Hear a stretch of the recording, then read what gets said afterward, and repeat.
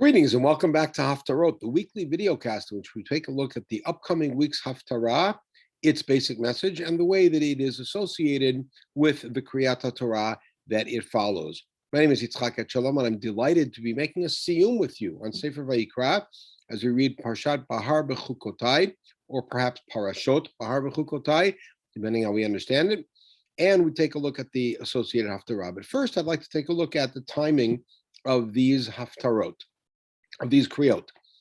As you can see here in the selection from near the end of Masechet Megillah, Parashat Behukotai was scheduled in the Babylonian tradition, which we all follow, of having the Kriyat Torah go over a one-year cycle to be read just before Shavuot. And the notion was that Shavuot was a sort of day of judgment. And the idea was that the curses that make up part of Parashat Behukotai at the end of Vayikra, which are the imprecations that were uttered at Har Sinai in case we don't keep the brit that we made at Har Sinai, that those should be read, digested, taken to heart, but also get past them before we come to the august day of Shavuot, as you can see here in the passage. And as such, we find that some of the parashiot, which are relatively short, between Pesach and Shavuot, are doubled up. But part of the reason is to have Behukotai always come at least a week, but more than 2 weeks before Shavuot. And Shavuot is almost always read between Bamidbar and Naso, after Parashat Bamidbar. So it gives us Behukotai and a week to sort of process all of those curses and then come to Shavuot. We do the same thing at the end of the year with Parashat Nitzavim, Parashat Kitavo, which is the curses at the end of Dvarim. And we then have another week before Rosh Hashanah, the Yom Hadin for people. Okay, what is the Haftara for Parashat Behukotai? And by the way, this is another question, is what happens when we have two parashot? Which Haftara is read? Usually, and that's the case here, we read the Haftara of the second Torah reading, which is Behukotai in this case. And the reason is simply because the Haftara is read after Kriyat Torah, so we want to associate it with the thing that was just read, which is the second reading, which is Behukotai. And this reading is a relatively short reading from the book of Yirmiyahu, a beautiful reading that includes several passages that are well known, and I'll focus on them. But they essentially talk about the faith that a person has to have in God, and his independence from other people, which correlates very strongly with the message of Behukotai, which is the blessings that happen if we're loyal to God, and then the opposite if we are not. If you take a look here at a classic example of this in Pasuk A, right in the middle, Kol Amar Adonai, Arur HaGever Asher Yiftach Ba'adam, V'sam Basar Zera'o, cursed is a man who trusts in other people and makes flesh his strength. Now, the question is this an additional statement or a correlative statement? Meaning he ignores God. Does that mean that he also ignores God, or does it mean automatically he's going to ignore God? He'll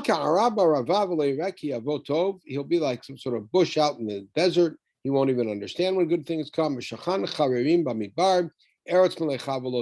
be like a man in the wilderness, like a tree in the wilderness, no sustenance, no nutrition. However, on the other hand is, Baruch HaGever Asher Yiftach B'Adonai. Blessed is the man who trusts in Hashem.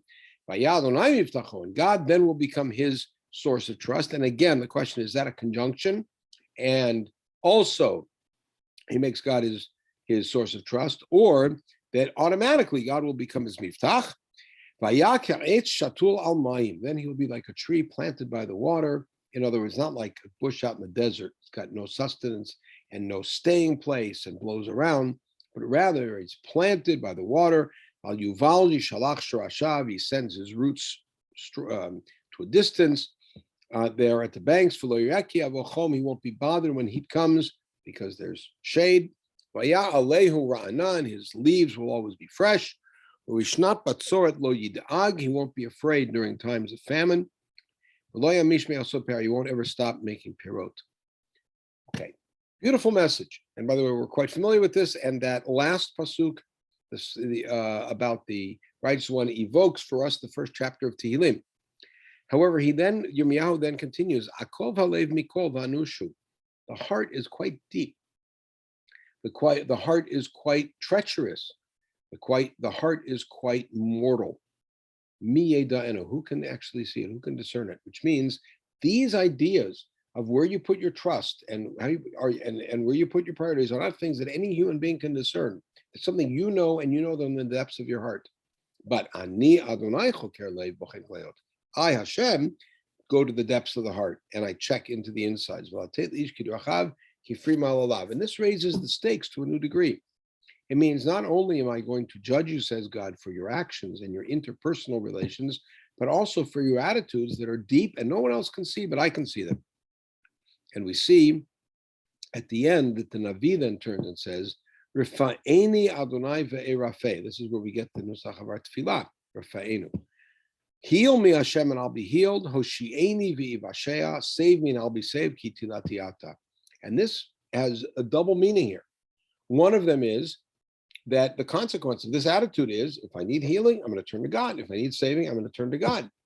And the other piece is he's saying, heal me and save me from this bad attitude, because only you can help me save myself and outgrow this wrong attitude and grow into the proper attitude of putting my trust in Hashem. Baruch hagever asher yiftach Adonai, vaya Adonai mivtacho. Shabbat shalom.